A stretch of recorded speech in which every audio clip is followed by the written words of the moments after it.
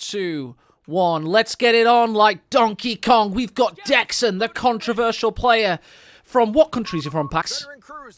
He is from Georgia. He's from Georgia. And we've got Theodosius of Germany. And as you've already heard, we have Pax Ajax. I always say Ajax, Pax. Is it Pax Ajax or Pax Ajax? You correct me once and for all. It's Ajax, but it's okay. I was wrong. You're from Arizona, the US of goddamn A, and we're watching two fantastic players. How do you characterize them? Well, we'll start with Theodosius, because I think between the two, he's got the edge here. Theodosius, good player, very balanced. He's not too aggressive, not too campy. He's like Alpern in that way. Yeah. He's got a very decent grasp mechanics, but he's very balanced in his play style. He doesn't really excel in like one or the other, but you can see him always put up a good fight and good performance in every game. He's very consistent in that way. As for DexN, though, on the other hand, DexN, I'm not saying this is a dig, DexN is very, very inconsistent in his play. And where DexN has his best point is that he's got great positioning with his units, to where he's been able to pull off some pretty fantastic aggressive plays in the past.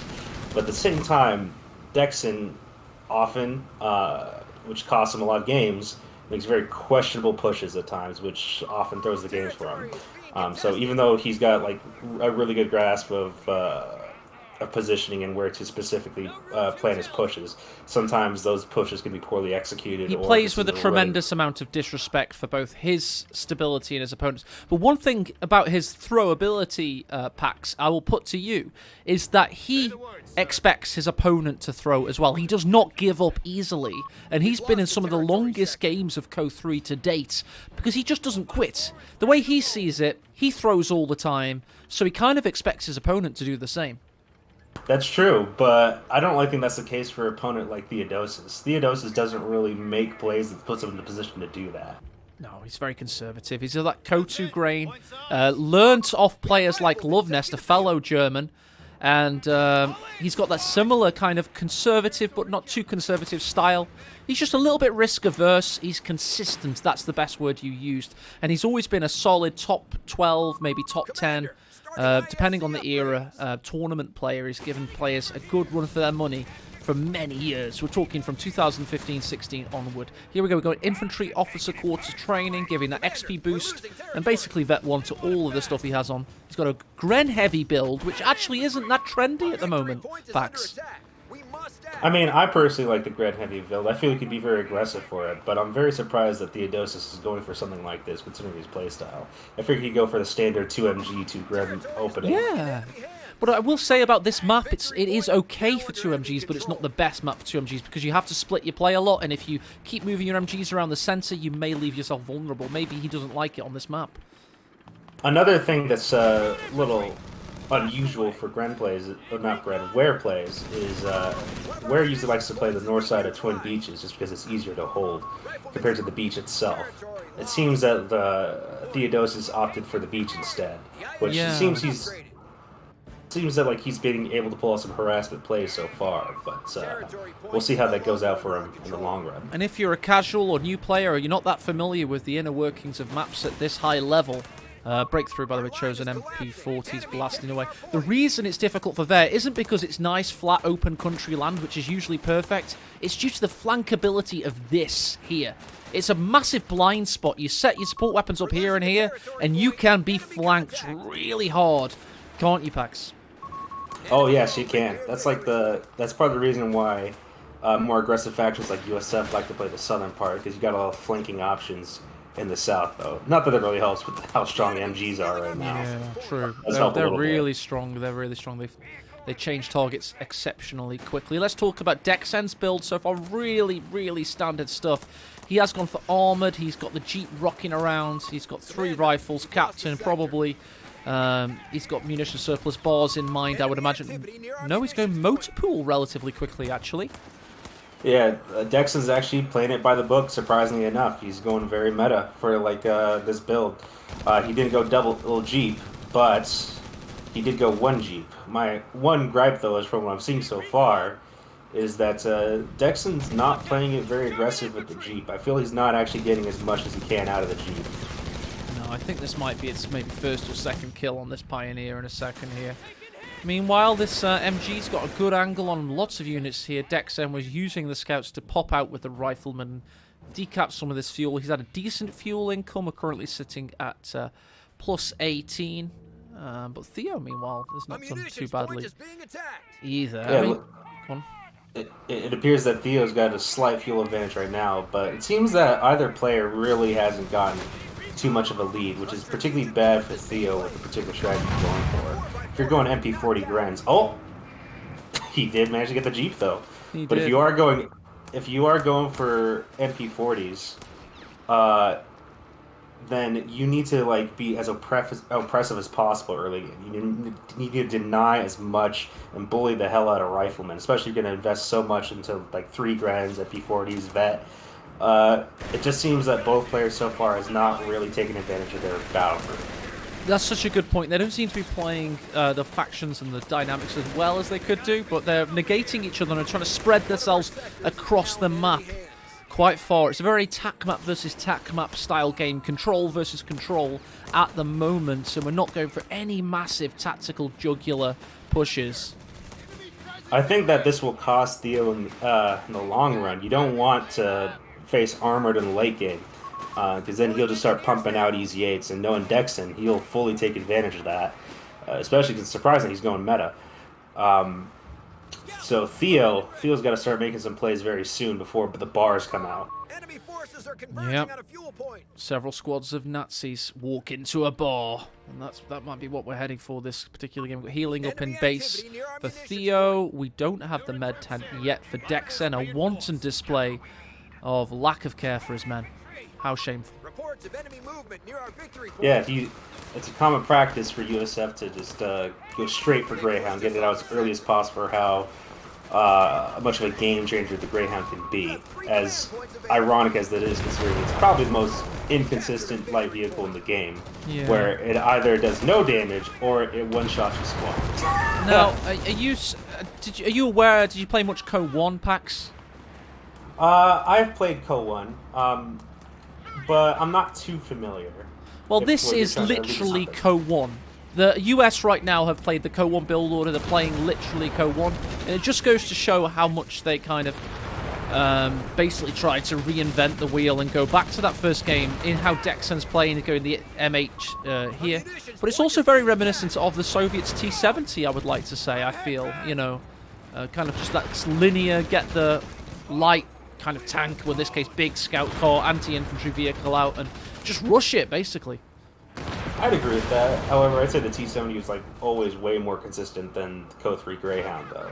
Maybe not as game changer as it was, but definitely it was a massive threat when it hit the field, typically around 8 minutes. I remember that original OG T-70 was just chef's kiss. Absolutely lovely stuff. Not if you were a grenadier, of course.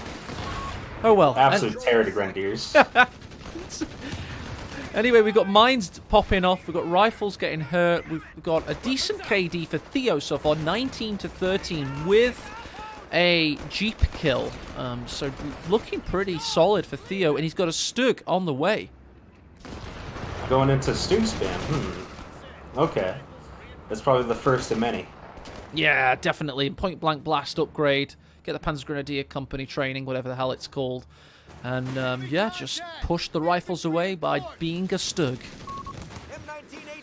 We'll see if that works out for him. I'm personally not a fan of Stugs. I don't really think that they're as impactful as going straight for Tier 4, particularly with this strat.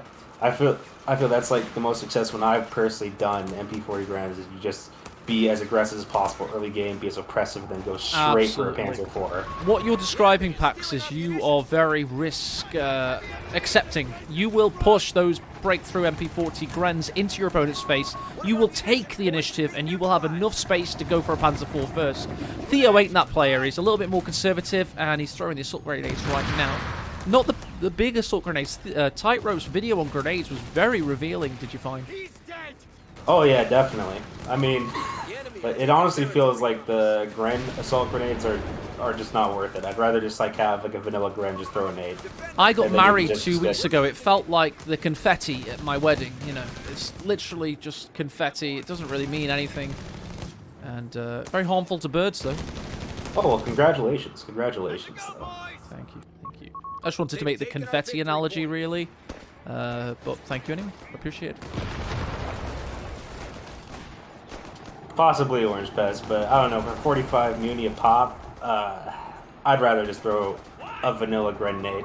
I feel I get more out of it. Pax, can I just say that Orange Pest is always right about everything to do with Co3, and everyone else in the community is always wrong. Just to let you know. Because he won a big tournament, so he has that over us, and he will use it. That's true. That's true, AE. What do you think of his chances in this tourney? Do you think he's going to keep it going, or do you think anybody else has a chance against him? I think Dumais, Zulu, if he didn't have that tragic accident, or me, if my alarm went off in time. But I think the serious contenders are Orange Pass. So Orange Pass is probably going to take it later on. But I think the main contender is our own Canadian friend, Dumais. What about Gibber? Gibber's been looking strong in the games I've seen of him. I know he played Co2 recently, but he still looks pretty sharp. That's true. Gibber is also a bit of a dark horse, I feel, just because I don't think Gibber's gotten as much practice as he would have liked. A little bit rusty. Oh, I see. I see. But remarkably, he's still been able to maintain pretty consistent play. Here we go. DexN's now going through munitions surplus. He does have 3 rifles still, but he's got the bars now as well. I just feel he's ceded too much control to Theo. I think Theo's consistency and he's really starting to push up a bit too much for my liking if I was the US player. I'm looking at the VAR. Let's just get the tap map up and get a feel for it. I can't wait for the icons to be smaller, by the way. But I'm just looking at this VAR line. I'm looking at Theo's pressure he's applying, and I'm thinking he looks like the stronger player at this point. At the moment, but this isn't actually a good position if you're in Theo's shoes, right? Because it looks like DexN's just playing it by the book, and you're just waiting for enough CPs to get out the easy 8, and then as soon as that happens, well, then Theo's just in a bad spot. You don't want to let Armor Company get to that point before you have tanks out of the field. Because the second that the Easy 8s hit the field, your Panzer IVs or whatever you had on the field just gets... Their field presence just gets nullified by the Easy 8. Oh, God. I can't believe... Why do we have to keep talking about the Easy 8s? I'm like, I want to talk about other things. And Pax is like, no, the meta's still the meta. It's been this way for a year. I mean, I hate to be a downer, but that's just how it is. Like, you should never underestimate like the Easy 8's ability to shut down a game. Easy E8, easy life, easy game. It's a mantra as old as time. And these scouts are no longer part of time or space. They're dead. Dex is asleep at the wheel there. Just could throw in his scout squad, which seems like a small loss, but it's a really massive asset for USF just because they're a cap squad later on in the game. Yep. Also, you know, the flare always provides good vision as well as smoke for utility. You cannot underestimate... Oh, the Pack might have another shot on the Greyhound here. This could be game. Nope. You cannot underestimate the vision the scouts give. It's huge. And, dying's huge. Yep, there we go. It was seen first by Pax there, and it got the kill. Defend our victory point. Ouch, that hurts. Looks like Dex is up 7 CPs. Theo's running out of time. Is it 90 fuel for a Stug? Or 80 or something like that? It's 60 if I recall correctly. Really? Okay, that's not as bad as I thought. They're relatively cheap tanks. It's just the tech cost in total get out the first one's a little bit expensive. Oh, I see. Which is why you can't just pump them out as quickly as possible, get like 3 by 12 minutes. That, and also you need to like invest in Vet 1 for the HE shot, or else like they'll just tickle infantry. True, true. Well, Theo's got... How much fuel's he got in the bag? He's got 66. He's on a plus 34 at the moment, which is pretty tasty. So he should actually be able to get to Panzer IV relatively quickly. Meanwhile, DexN, look at this. He's how many? 2 and a bit. Command points away from the Easy 8. And fourth rifleman too. Gonna make it very hard for Theo to make plays now.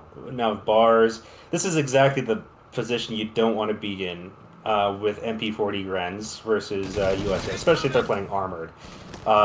It looks even now. but it's only a matter of time before the game really tilts against Theo. Well, I was predicting a Theo win in game 1, but are you starting to suggest that you think DexN's going to win this game? Yes, I think Theo made a mistake. He was not nearly as aggressive as he needs to be with this particular battle group, and like this balanced approach is just not going to cut it in this game. The 4th rifleman already is going to make such a huge difference.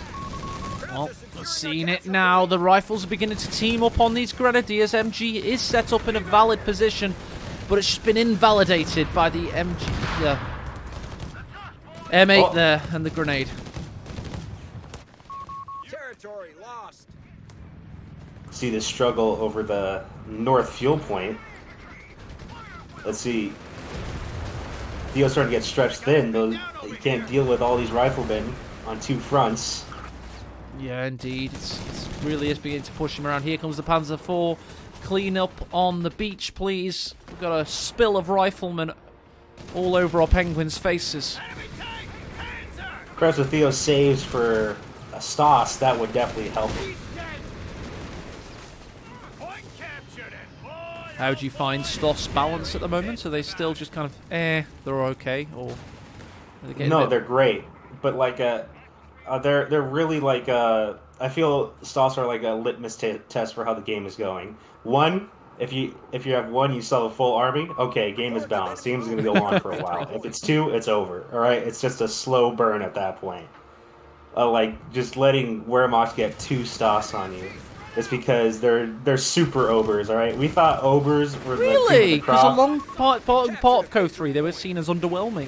What's changed our minds on that then, Pax? Is it just had a balance tweak, or you think they were always good?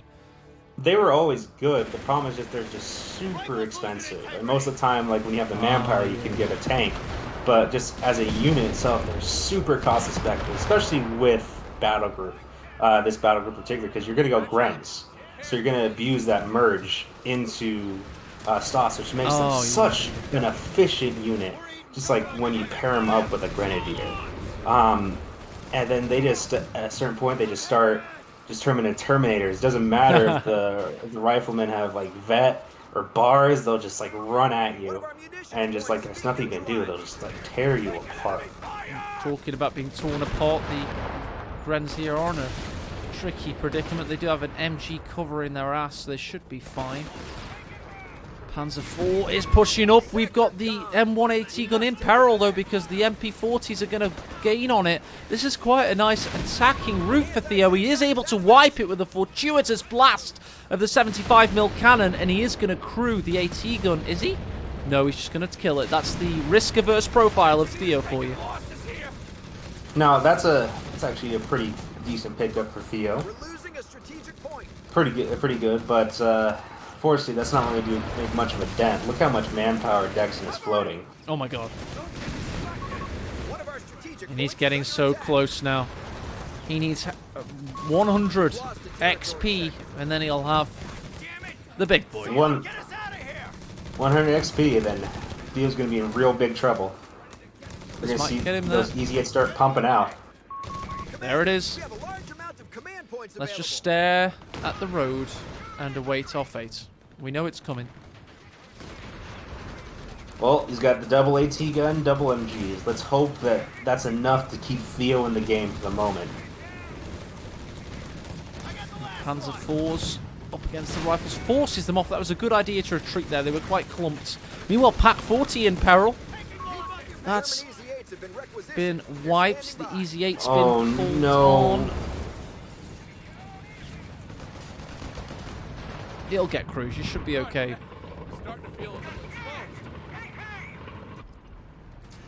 Here comes the big boy. Here comes Brad Pitt. Yeah. We do have... Is that a second Panzer IV now? We've got 3. I don't know why my voice cracked. We've got 3 Pack 40s.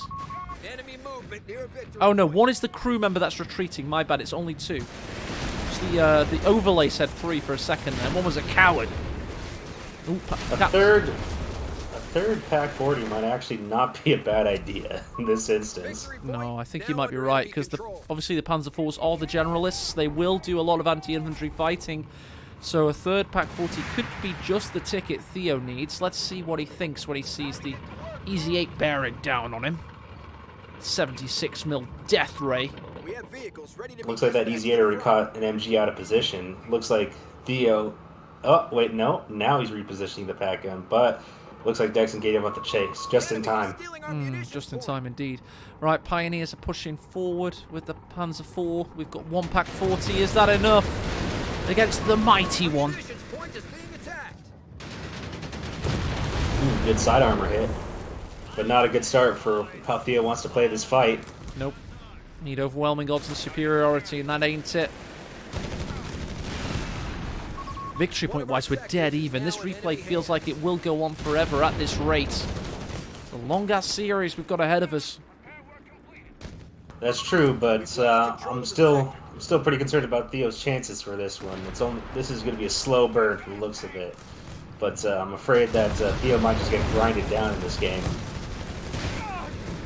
Ground down indeed. Preemptive nade was a good one. A good bit of health damage done there. Can he get the Faust off?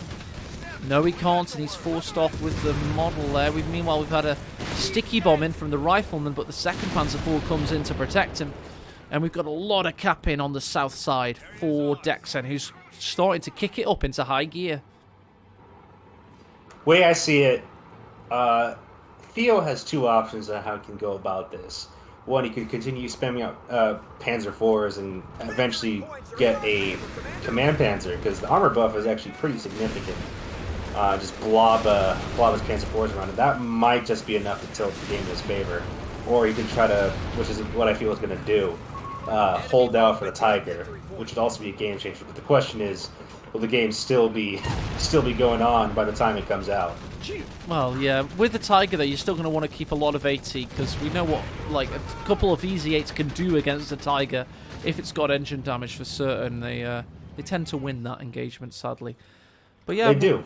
Yeah, the Tiger's kind of, like, just crushes all the infantry, but you still have to think about anti-tank, unless you're against Brits, which is a completely different dynamic with Tigers. Like, Tigers versus Brit tanks, for whatever reason, just remember they're a Tiger. I don't know what the difference is there.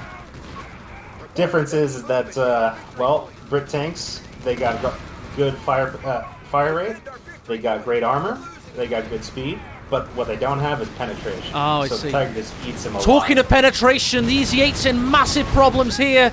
He's trying to get away. It's probably going to bounce this shot. Is it? No, it doesn't. Theo gets the kill. He's in a commanding lead now over DexN. That was such a massive play for Theo. So if he can keep up with the Easy 8 train, he'll be in a really good spot. Here comes the third Panzer IV too. That puts Theo in a really good position. He really needed that pickup. No Tiger gaming. He doesn't even need it at this rate, especially if he gets this rifle wipe. There it is. Defend our victory point. We're losing it. Theodosius finally coming online with some pretty good pickups. It's good to see as well. He's a really nice guy, a solid community member and tournament player over many, many years. So I like to see him have a little bit of the limelight here, taking out one of the dogs of the tournament. Somebody people were very keen to see, DexN. Well, not taking out quite yet, but certainly looking likely to win Game 1 at the very least. Looks up like DexN ain't throwing it in the towel, though. He's queuing up 2 AT guns. DexN still believes he can hold out. Honestly, DexN is the classic Black Knight from Monty Python's... what's the first film? Holy Grail. The one that will never give up. Even when he has no limbs or a head or his guts or his skin or his eyes, etc. He'll just keep fighting. Tis just a flesh wound, AE. Absolutely it is. Impersonate Mark Gable. I know they still to this day don't know who Mark Gable is from the Knights of the Camelot song, but I'm sure it was relevant in 1969. Right. Panzer IVs are churning through rifles now, and assault grens and engineers and everything in front of them. We have first of the M1s. Gonna have to hold the line for DexN, but the wolves are at the door right now. And by the hairs of DexN's chinny chin chin. He's having a lot of questions asked of him. let's see if that Georgian grit will be enough to keep him in this game for game 1. But it's not looking good. It turns out Theo's balanced approach actually worked out for him, but I think that's mostly due to DexN just being out of position with his AT guns. Really needs to channel his inner Joseph Stalin here and, No contact. you know, go on a mad spree of vengeance and cruelty. That's the only Georgian I know. It's the only Georgian reference I have. I'm so sorry, Georgia. I'm so sorry. Pretty sure there's better Georgians than Joseph Stalin, though, but he could really use some of that selenium in his spine right now. He could do. He really could do. Come on, somebody come up with a positive fact about Georgia, please, chat, to balance out AE's ignorance. We need it. We desperately need it. It's a beautiful country. I've heard that. I've heard that. It's like really mountainous. And also the only Georgian woman I've ever met was literally stunning. She was a lovely person in the inside as well. But yeah, so Georgia has that going for it, apparently. Atlanta is nice. Hey, Quadro, come on. We're not on about Atlanta. You Americans, you can only see past your own noses. Well, you can't see past them, rather. Sorry, Pax. Sorry. Do you have a passport, by the way? I do have a passport. Oh, he's one of the minority. I love it. Get in. But what I don't have is a long nose, I'll have you know. Hey, okay? I do. I've got a big one. Alright, mine detonates. Grenz. Yeah, it's a deficit right now, but they're pushing on regardless. We do have the second Easy 8 on the field. It's got 2 packs in support, or M1AT guns rather. Oh, another squad's been wiped there, crushed underfoot. The Panzer IVs are going in. Can he hold the line, Pax? It looks like he cannot. That Easy 8's got to do a lot of work in this engagement. But it looks like the AT guns just went down. Oh. And he couldn't get the kill on the Panzer IV. He tried his hardest to attack ground at max, but it didn't work. And now he's been held off, so it was just an excellent push by the German. This just might be it. It looks like DexN doesn't have the manpower to pump out 2 more AT guns. Right in the north, rifles are just trying to keep capping, keep the dream alive. Is he able to cap one? Yes, he is, but he's immediately decrewed. He caps it again and again, decrewed, and that's pretty much game. Fortunately, it is. Oh, there was no stellinium to be found in DexN's spine. Dude, he carried on though. He carried on so hard. He even went for the sticky bomb on the weakened Panzer IV, but he was found out because it had already been repaired by that point, and then he lost the rifle, and that's when he tapped out. Great game won there by Theo, and big thanks to Pax for joining in on the casting. Are you going to stay for the rest of the series, good sir? I'll stay for a few more. Yeah, let's do it. It was very surprising, though. DexN not really playing his usual playstyle. It looks like he tried to mirror Theodosis in his, also taking a very balanced, by-the-book approach. And it seems like it cost him in the end, just because his just positioning just isn't as good as Theodosis is. No, it wasn't. He needs to really channel his aggression and his, risky playstyle if he wants to break through this, because everyone knows the hard counter to the conservative CO2 tournament playstyle is you just have to overwhelm them with aggression. Well, I'm also very critical for how Theodosis also played that particular strat. It did work out for him in the end, but I think that's more due to misplays of DexN. Both players not really taking full advantage of their doctrines and as well as the necessary playstyles needed for those particular strategies. Yeah, it's a really good point. I agree with Orange Pest, Pax. You are an excellent co-caster, very good analysis, and you hold your ground under questioning, which I like. All right, guys, we're going to have a 5-minute break whilst we await our next replay. Don't go anywhere. We'll be right back. Thank you.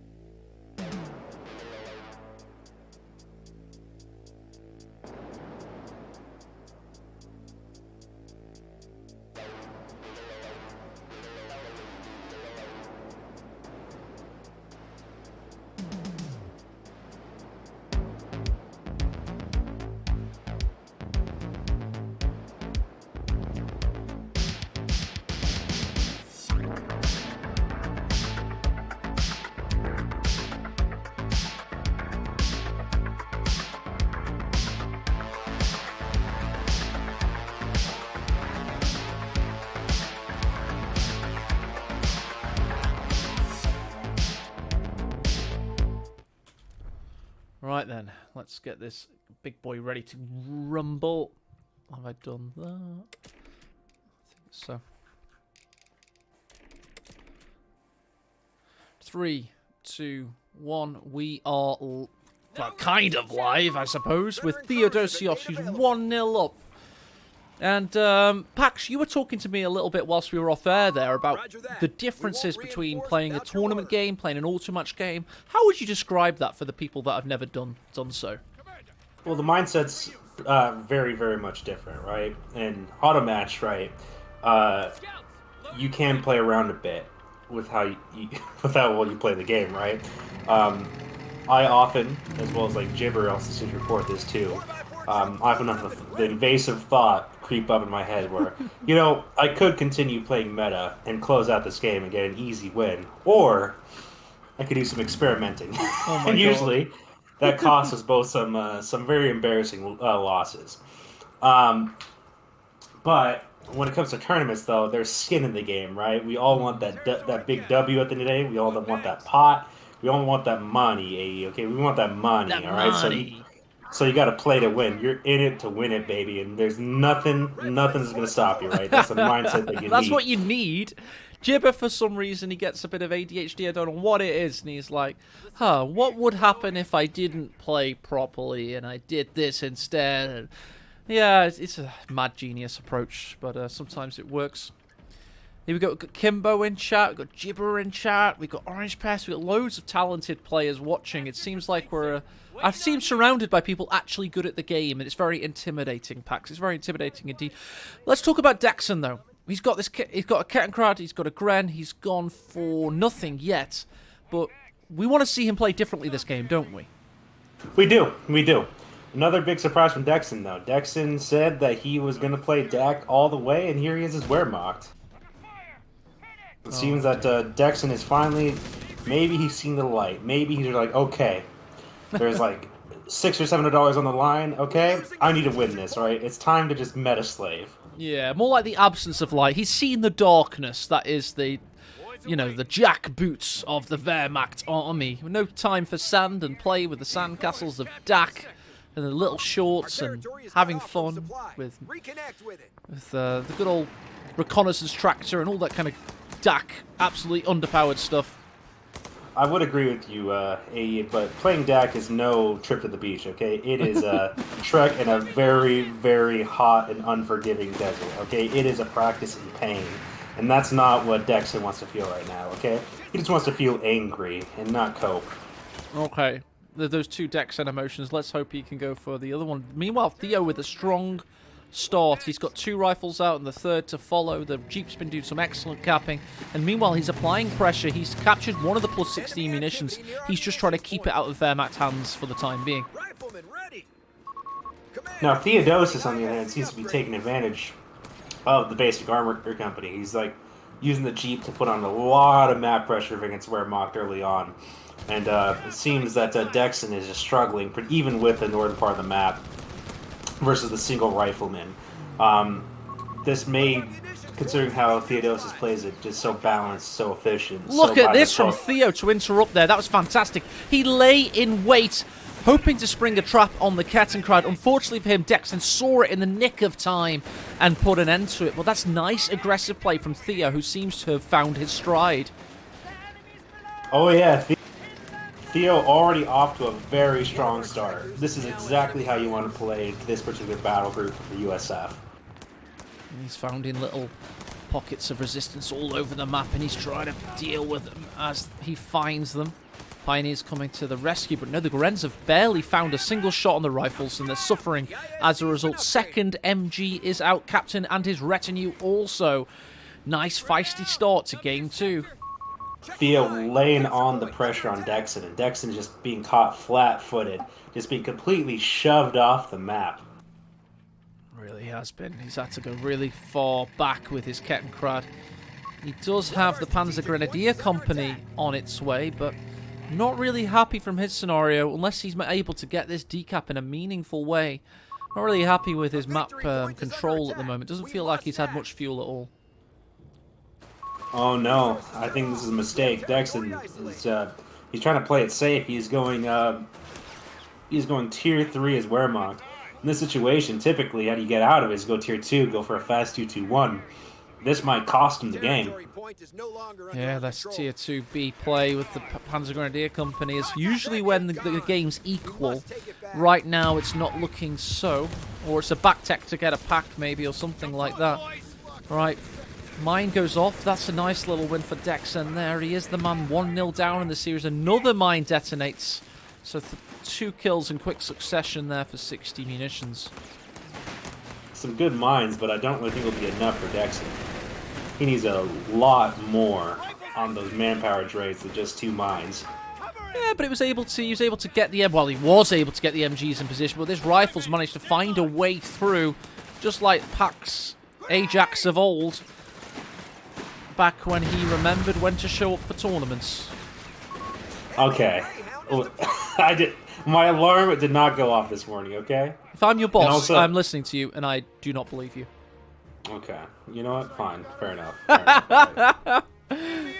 Right, Kettenkrad's actually in a spot of bother here, because there's a lot of squads. The Pioneers are going to... Yeah, he might get focus fired. Rare that AE sees something before the players. No, he was able to escape. I'm an idiot. Was I? Was I? No, I wasn't! I'm a genius! There we go, it's dead. Oof. DexN already fallen apart at the word go. Just, he was not prepared for this at all. How, though? Is he not playing like how he can play? You watch him on stream. Is this the DexN you know? No, DexN has only been playing Dak. Oh. So, ironically enough, but probably because he didn't go Dak, he's in for a world of hurt. He was not ready for this draft. Well, there you go. Tournament players über alles. Theodosios with all that practice. Yeah, big shot from the M8. Huge shot, in fact. It's literally getting more than 1 kill per shot on average.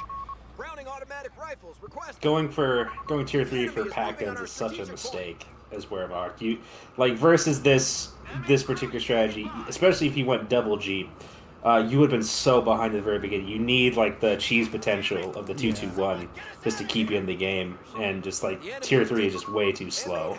I can confirm 7 kills for the Greyhounds so far. That's pretty good. Defend our victory point. But looks like DexN ain't giving up quite yet. He's still got some fight in him. Let's see if it's enough to pull him out of the doghouse. Doghouse. See if he can indeed. Pretty samey build orders meta-wise. I was hoping we'd see some more rapidity from DexN in this case. But just a good play from Theo. It was exciting in the early game when he surged ahead, and he's not really pressed the advantage overly so, but he's definitely got one. And look at the victory point count, 500 to 233 and dropping. Oh no, Theo has DexN right where he wants him. As I said, you don't want to be behind versus Armor Company USF, because that easy it's going to come around sooner or later, and you don't want to be unprepared for that. Enemy forces are converging on a fuel point.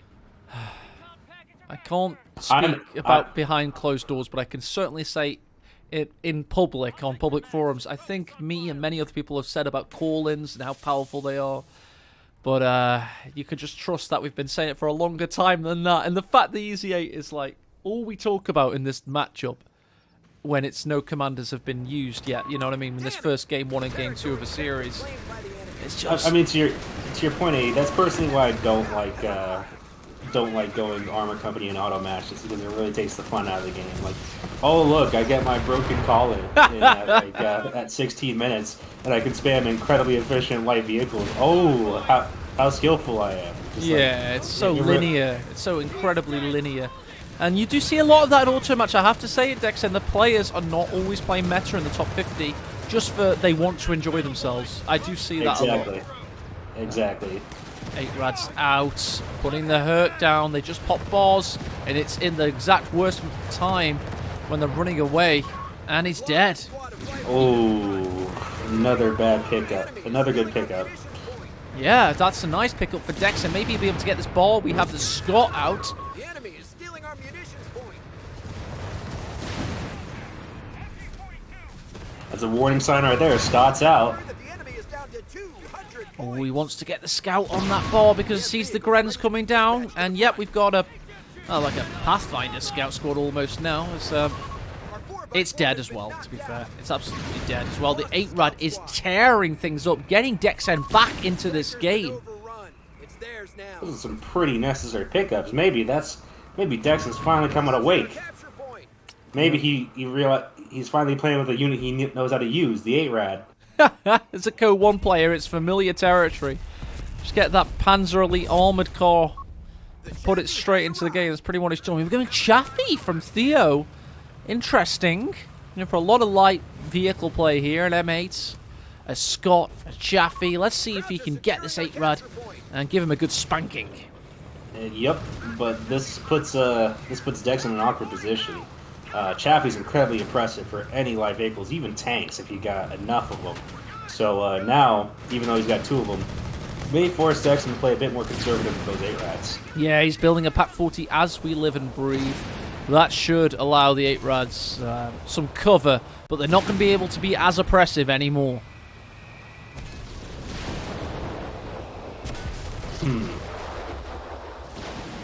Theo, though, looking a little bit light in the infantry department ever since those 2 wipes of the rifleman and scout squad. Yeah. That might cost him a little bit of capping power, but let's see if that's enough to make a difference. Yeah, he's building the engineer at the moment, most likely going to go minesweeper and give the repair bonus, and also the ability to sweep the mines, obviously. 8Rad's working as a tandem. He could really do with a pickup here, Theo, because he's lost the initiative. Crates of grenades are on their way to us. Right, grenades on their way. Get that package unlocked. DexN really showed himself as the dark horse in this game, considering how poorly this early game went for him.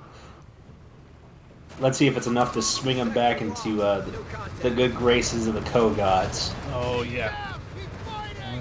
They demand a sacrifice, and the 8-Rads are trying their best to give them one. Right, we've got grenades, we've got socks, we've got everything you need. Would have been good if the rifle had got in position to snare an 8-Rad there, but there was an MG waiting, so they have to stay behind heavy cover.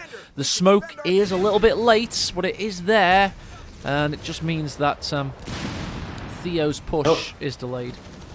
No follow-up, though, with that Lily Pete.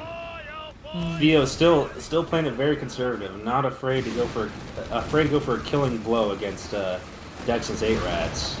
He's just hoping for the VP bleed game. He's going down to 144. Don't sleep on that. He currently has the northern victory point. And technically he's winning. Here comes a sticky bomb, but it might result in a dead rifle. Oh, dear. This rifle's getting absolutely shredded. Yep, it's dead.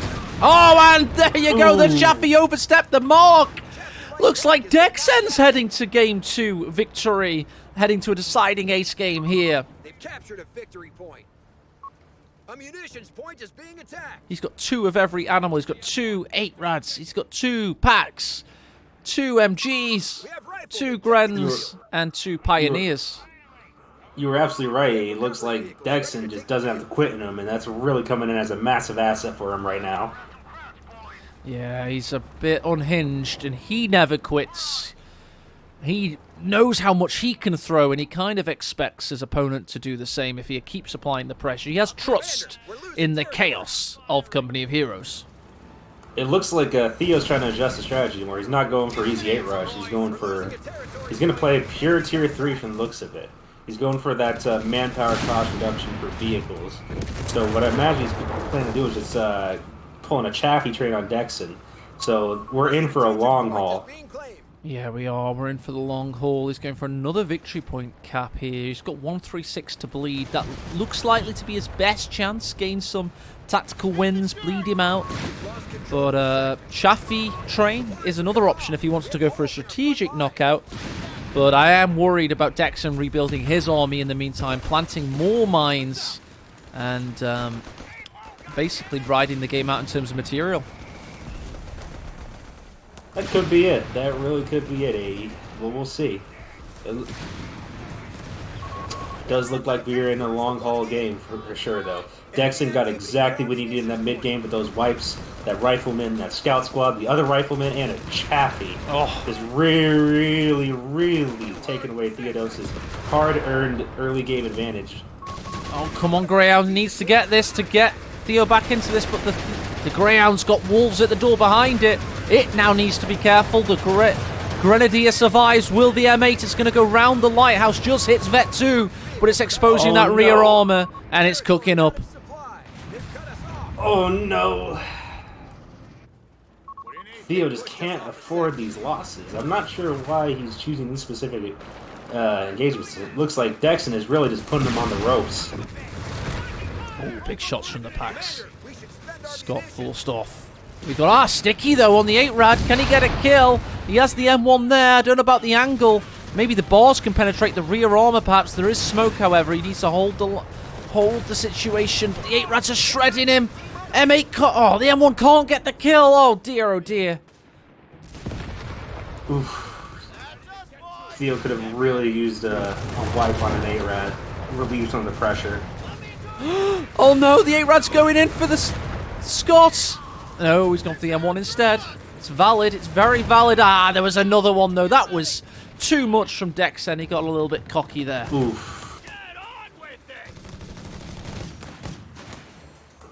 I think this is a good indicator, though. DexN smells blood, and he's going for it. He's looking for the knockout punch. He certainly is. Pack is being shot from afar. That's been decrewed. Can he kill it? Yes, he can. Nice pickup for Theo there. Theo looks like he's still bobbing and weaving, though. He's still trying to stay in this. Yeah, he certainly is. Bobbing and weaving, trying to land a big left hook. Meanwhile, DexN, like a Mexican fighter's got his head down in Theo's chest, wailing on him. Trying to get back in this, but it's looking... Oh, a bit of friendly fire there. Blue on blue. Oh dear, broken arrow. That's not what we want to see. Look at these trades, though. Neither player giving an inch. brutalized. Yeah, it's a close game in everything but victory points at the moment. Theo still has that early game initiative. He's rebuilt a Shafi. He has 2 M1s. He's still got the Scots. Meanwhile, we've got DexN going for another Pack 40 to accompany his 8-rad army. Here we go. This is the Chaffee train. Let's see if it's enough to really turn the tide. There's the first Chaffee. Most likely, we're going to see a second and a third and possibly even a fourth. He's pouring it on him. In the south, the 8-rad's backing away under threat of AT nade. Meanwhile, we've got an advance on the M1 AT gun. Scott's trying to save the day, but it can't do enough. Ah, not a bad shot, though, on the run there. Commander, we've lost a sector. Both players just trading blows at this time. Oh, it's Both of them smelling blood are just going for it. absolutely. What a shot by the Scots! Grenadiers could die, but no, it's indeed the Shafi that overextended itself. The Pack 40s had pushed up behind the Grenadier line, and it kind of took Theo by surprise there, took me by surprise for certain. This is very much a Foreman versus Lyle matchup. If you don't know that analogy, just Google or YouTube Foreman versus Lyle. It's a boxing match from 1977 where 2 heavyweight boxers literally just try and kill each other without any defense. It's just something you could watch, just for certain. Great comparison, actually. Both players just swinging at each other relentlessly. Have you actually seen that? Have you seen that? You're a boxing fan there, Pax. I have. I'm actually a boxer, so. There you go. You're a Mexican, of course you are. You're just every stereotype. It's awesome. I love it. No comment. No comment there from Pax. No one likes to be a stereotype. Except, no comment. No except comments. 80. I am very much one. All right. Yeah, what kind of boxer are you? Amateur boxer, I take it, obviously. Yeah, amateur boxing. You ever thought about going down to Mexico and actually having a sneaky pro bout? Nah. I just do it as a hobby. Oh, it might be fun. Never know. No, it's a great hobby, but it's horrific if you get punched. I did used to box, and I got punched once in the ribs, in my liver, and it was enough for me. That was my last punch. I made it my last.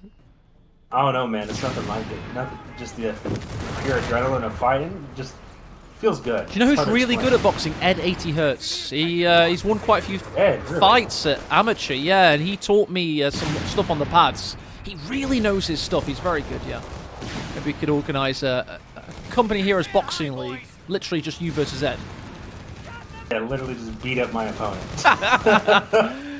Right, let's get back to the game at hand. And let's see if poor Onham can defeat 2 Grens. One's moving away, one's behind heavy cover. Not the highest level play I've ever seen, but it's still happening. Meanwhile, we've got a flank. Shafi's going round the back of the 8-rads. Can it get the kill? We've got a nade on the Pack 40. The smoke been used as well. Looks like the 8-rads are going to go away, but the AT gun has gone down. Oh, here comes the big boy, though. The Panther. Oh, my. 58 tons of medium tank, in inverted commas, on the field. Pick up for a single pack and just ain't going to cut it. He really needs at least one of those 8-rads to go down, too. That Panther's going to cause a lot of issues for Theodosis. He needs to get that Shafi train rolling, or else he's going to be in a world of hurt. He certainly is.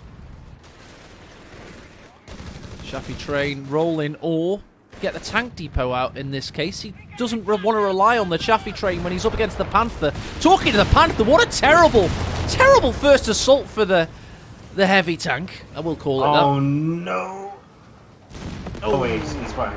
He's fine. Looks like Theodosis made the classic mistake of A-moving his AT gun. Set up right as skill smoke hit. Oh, dear. There's enough to let DexN just get away after that. Let's face it, just real blunder of a probe. Who's your boxing heroes then, Pax? Just to have a quick boxing interlude yet again. Fairly basic. I'm a big fan of Muhammad Ali. Oh yeah, that's obvious. Yeah, the greatest, easily. Fought more champions than any other boxer ever. It just goes to show the caliber of his resume. It's absolutely insane. Insane. Just wish he'd quit, like, after he beat Foreman. You know, just for his brain's sake. But, oh well. Hey, some men just like to fight. You just can't stay away. Yeah, I like that. Some men's like to fight. Very simply put. And we're seeing some men that like to fight right now. They're fighting for $600 between the lot of them. But they're fighting good and strong. We've got a cracking bracket here brought to you by MetaPlays. Basically, Olvadi and currahee have teamed up with this website that kind of does, I think, Age of Mythology tournaments and stuff like that. It's a nice little setup they've got going, and very happy to see it, to be honest. Well, I am mistaken. Apparently, he was not going for the Chaffee train. He's going for the Hellcat train. Yeah. Let's go. Right. Rifles are getting decimated at the moment, but they do have an M1 support saving the day with the HMG in position. Victory point-wise, Theo's managed to get him down to 101. He does have 2 at the moment. He's watching over this. And there he is. DexN's in double-digit territory. Psychologically, that can be very, very beleaguering. But DexN's still sticking in the game. Considering all the setbacks, just able to just muscle his way still into the game, not letting Theodosius close this out on him. Reports of enemy movement. There's the mine that detonated. It was this Panzer Grenadier going for the victory point in the south. We have a few little smatters of fire in the north. We've got, oh, Captain with artillery in his pocket. Oh, DexN's able to get away. Will he pop out of suppression? Will he be able to wipe this MG? Yes, he will. There you go. Supplies are cut off. We have holes in our front line. DexN also getting some late Panzer Grenadiers. I think it's a little bit late to be getting those for them to have the impact, but we'll see. Here's the Hellcat. Got multiple mines being laid here and here. The MG in a lot of bother there. Wiped by the Panther. The Panther wiped an infantry squad or a support weapon. What the hell? Yeah, you can't underestimate the Panther. It's actually got some decent anti-infantry damage. I mean, it's no Panzer IV, but still nothing you can really truly afford to ignore. Okay, you can't ignore it for like 10 minutes, maybe only 9 minutes. I see what you're saying. I see what you're saying.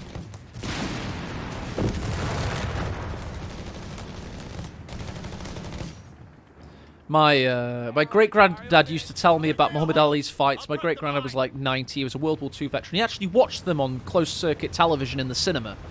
And he was always used to tell me like about this British fighter that like managed to knock out Muhammad Ali, but it wasn't called and all this. Henry Cooper, that was his name. Henry Cooper. And it was actually a bit of a controversy. It's the first fight, and Muhammad Ali's trainer gives him smelling salts after, and tries to tear his glove. He tears the thumb of his glove. And he gives him smelling salts, so he kind of cheats. Only a little bit, but he basically cheats. And so, yeah, some old, crusty English guys were really butthurt about that in the 60s. So it's just a bit of Muhammad Ali trivia for you there. Well, first I heard of this story, though. Oh, I know! Sure? Yeah, exactly, I know. You sure this isn't just like It's true. just No, like it was my great-granddad told me the story when I was a kid, and it's all over YouTube. There's loads of documentary evidence of Angelo Dundee ripping the stuffing out of Muhammad Ali's glove to buy him just 5 or 10 more seconds of recovery time, because he was the first person to knock down Muhammad Ali in 1964 with a huge left hook. He stood on Muhammad Ali's toes, though. He stood on his toe and delivered a really good left hook, and he knocked him down. And Angelo Dundee was like really terrified, so he like ripped his glove and gave him smelling salts. It's true. I know loads about boxing. Pax, me and you could have a big conversation after this, but we've got to watch this game. And DexN is on the rails, but he's rallying back on multiple fronts here. He's got 2-8 rads up here. He's got Panzer Grenadiers pushing in despite the odds, but they're up against so much anti-tank. However, they do hit a mine in the end. oof, and a good mine too. Look, 3 models off the bat. Yep, we've just had a captain die here, by the way, I believe. Somewhere there. Looks like DexN's taking the southern victory points.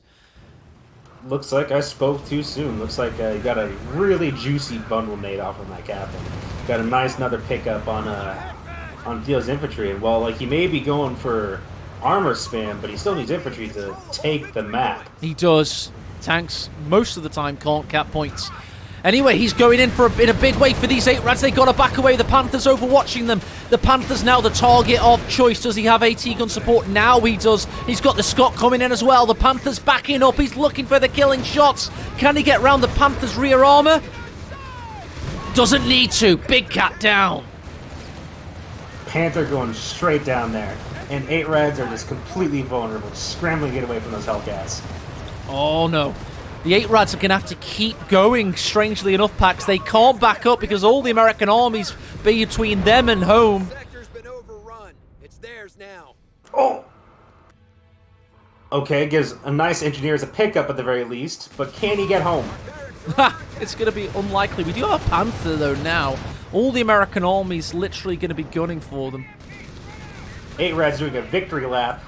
Oh, just cheeky around the little map. Crew Shock 18 aid there. Can the platoon of anti-tank crews catch up with them? Oh no, DexN needs to keep going. They're coming. The Panthers coming, though. We're in a weird kind of meta sandwich here. Right, the 8 Rads somehow survived when they had the wolves at the door, the hounds chasing them down. The Hellcats, that is. Ah, very true, very true. Cats of hell.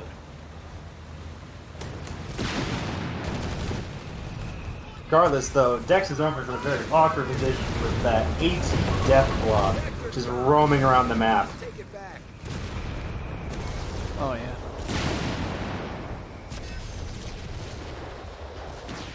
It looks like Theo's had enough, and he's just right-clicking all his AT assets and running straight towards DexN, trying to catch those 8 Rads. But I mean, check this. Look at the map. DexN has capped a lot of it recently. He's exerted an immense amount of pressure. And Theo, I would like to say, has gotten a bit complacent with some of his micro there and positioning. He's getting a bit lazy. He thought he had it, and he definitely didn't. Dex is actually pulling out some very interesting things from Theo. Theo is not playing as he typically does. Theo's playing way more aggressive and a lot more recklessly, frankly. Yeah. Really goes to show the pressure that Dex has been able to put back onto Theo, even after such a terrible early game for him. I would say that Theo was playing a little bit of disrespect at one point there. He thought he had the series. And DexN has other ideas. He may have 84 victory points only, but he's not going anywhere. It looks like Theo was just looking too early for that death blow. He's looking for the knockout, just letting DexN back into the game. Yeah, you have to know when your opponent's ready to be knocked out. There's still a lot of fight in the Georgian left yet. I like it when Canelo Alvarez's coach says to him, he's ready to go now, go on. Well, Theo needs somebody to do that right now because DexN's not ready to go. He's still there. He's still got a lot of strength left. This is still anyone's game. Yeah, it literally is. I mean, Theodosios's... I hate that name. Theo's victory point count has actually fallen to a decent extent. He got a nice surprise shot from the Scot there. DexN just chipping away that 500 VP lead little by little. Look how close that is now. Yep. It's getting very close. And you called it, Pax, when you said that Theo wasn't able to keep his infantry army alive. He's lost that rifle, that captain, that scouts, and the northern victory point is there for the taking, and he just doesn't have the squad capacity to go and take it. Sherman EZ-8s have been requisitioned. They're standing by. Theo seems like just pouring all his micro in that just death blob of armor just sitting on the beach. And it seems like he just doesn't have enough to also micro his riflemen. And that's really costing him those infantry engagements. No, he certainly doesn't. 8 Rads are in a really strange position. The Panther also. We've got a nice flank from this Hellcat. He's going for the death blow. He thinks he can make it happen. Panther's down to 70% health. The 8 Rads going in. It may be. He's got him so low, but the Panther's holding strong. There's a nice shot by the Pac 40. Panther down. And this looks like it could be the winning blow. Enemy Panther killed. 8 Rads down. Panther down. Does DexN have anything left? Oh, wow. He's still got 3 Panzer Grenadiers. He's got 2 Pioneers, an MG, a Pack. Maybe not for much longer. If this Scott has something to say about it. No, Pack is down. DexN living on a pack and a dream, and there it goes. Yep. In the north, though, he's still capping, for God's sake. Look at that. DexN just refusing to give up. Really love to see that tenacity.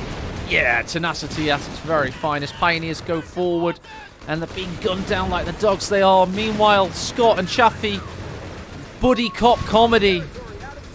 Absolutely annihilating the MG. May change targets to the Pioneers. Let's see if he can even be bothered. No, feels he has this. He's letting it ride out, it would seem. A third Panther. DexN going for a Hail Mary. Oh my God.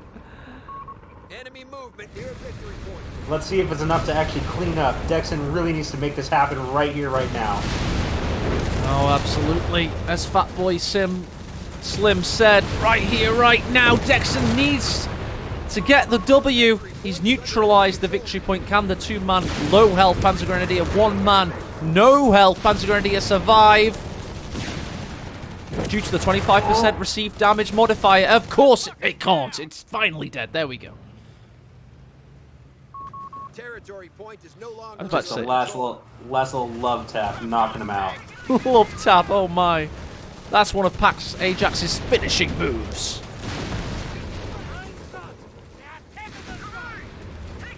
Panther saying hello to the Chaffee.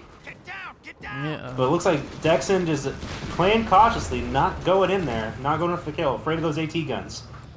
Yeah, 75mm high velocity Panther cannon is an absolute beast. Right, here we go, easy 8. Look at that pop cap differential. No. He's at 90, his opponent's at 45. Last time I checked mathematics, that's double the army size of DexN.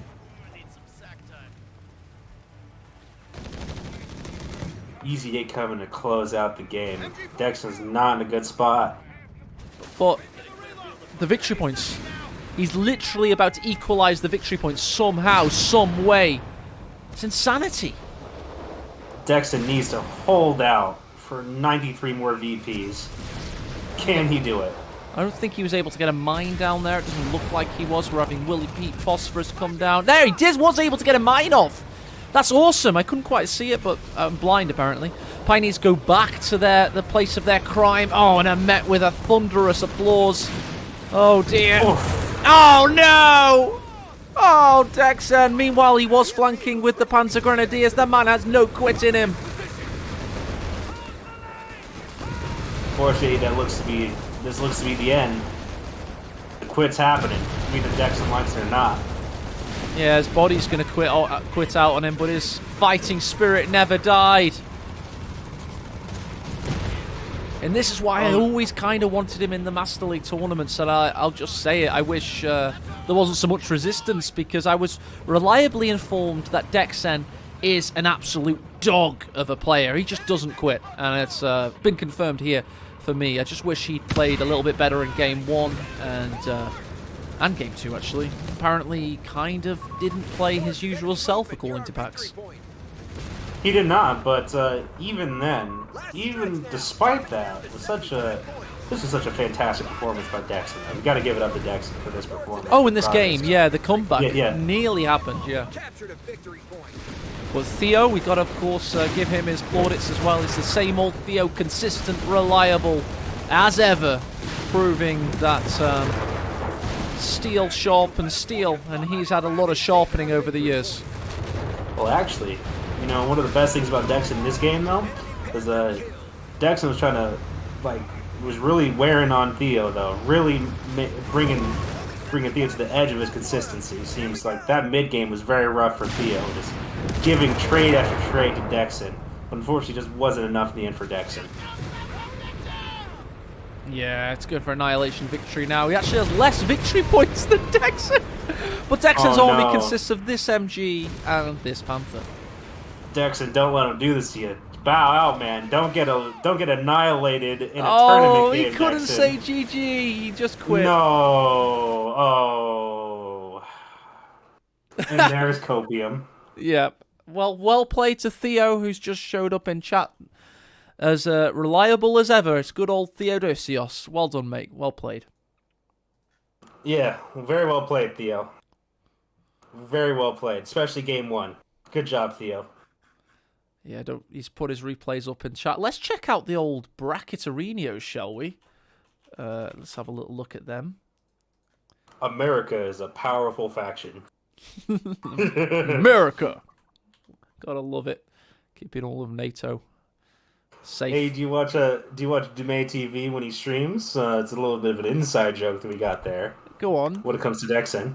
What's that? Oh well, I'm not gonna spoil it for you, but like the next time that you queue into Dumay, you may say something interesting. A presentation, if you will, that's made specifically for DexN. Okay.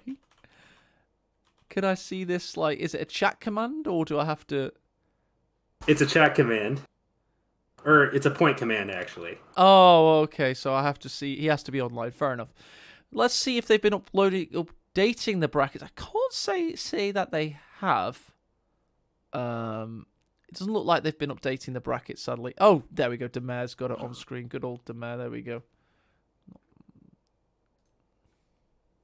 Quarter-ton Jeep which can damage units and capture territory.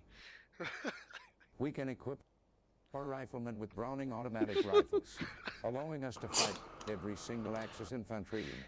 If needed, we can also build Greyhounds and Chaffees. If our enemy attempts to keep up with weapon teams, we can summon our mortar teams with Airburst or our Scott.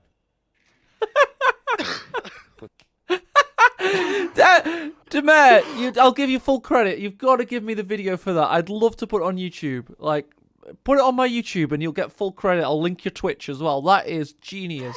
That is like one of the best memes the community's ever produced. That is absolutely awesome. It's so funny. Does it go on? It does go on. Oh, it goes on as well. It does go on. Keep going. We can always deploy our skill planes, our EZH Shermans or our commanders. Despite all these overperforming units I just listed, you have people like DexN who will claim America's trash faction. This guy is retarded.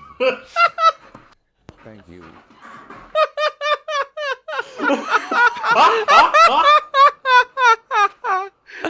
Oh my god, that's amazing. That is truly awesome. Well done, Demer. That is a work of art, a true work of art. Poor DexN, yeah. Oh well. Oh man, DexN getting dragged on stream after a 2-0 loss. Feels Oh, bad. I didn't mean to do him that way. I'm sorry, DexN. That was not my intention. Ooh, we've got some results coming in. So Momo beat Reekly 2-1 in some very fast games, it would seem. Not surprising. Nope, not surprising. Basically, the Master League contingent is stomping. That's what we like to see. Keep up the flame, guys. Good work. Hulk Smash has beaten Webster Bolek 2-0 in a very big game 1. Holy crap. Fair enough to Webster, taking it to the American player there. And Demer has beaten Latouf in a very big game 1. I don't think he should be proud of that game 1 size. Looks like he couldn't close it out fast enough. Yeah.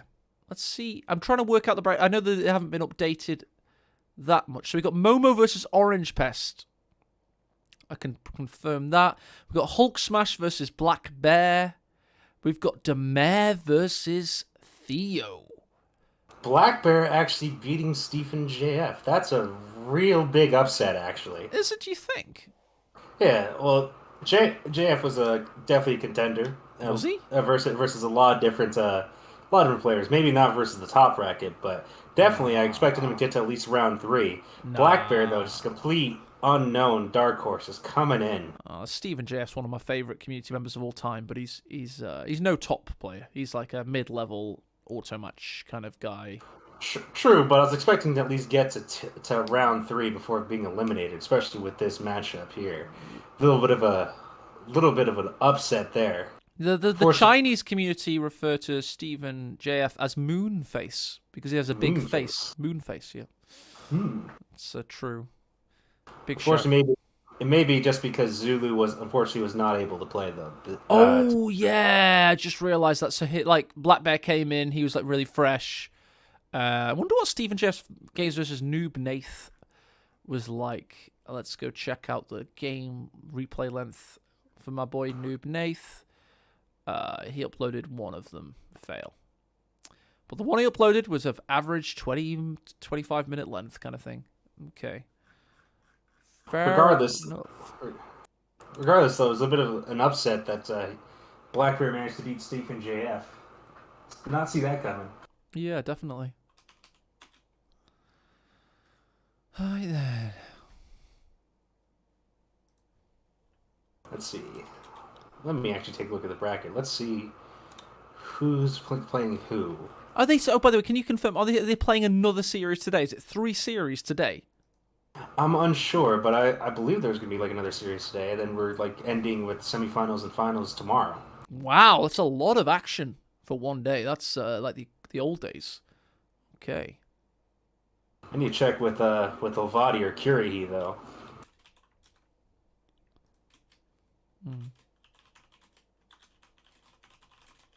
Let me just PM them right now or DM them. I think it is. That would make sense. I think I'm casting the semi tomorrow, so I must be. Alright then, it's 6:57. Oh man, I wanted to chill out and watch boxing today. Any good matches going on today? Boxing, yeah, it's Joe Joyce versus July Zhang. So it's like Ooh, two top okay. 6 heavyweights, and they actually are like good and fight each other and don't just care about money. So yeah, it's good. I haven't been able to focus on that just because I've been busy with work and school myself, though. So unfortunately, boxing has taken a back seat. You have to follow it, otherwise it's not interesting. That's what I find. Like otherwise, it's just men punching each other in the head. But if you follow it, it's like captivating. That's the difference, I guess. Yeah. I am very, very, very much looking forward to this next series. It's going to be Theo versus Demare. Yeah, it's going to be a good ride. It's good stuff. Thanks, everybody, for tuning in. I really appreciate it. Our video length is currently at 119, so I'm going to let it play out to 130, and then this will go on YouTube. So if you're still watching, thank you. There is no Game 3. I am just making some filler.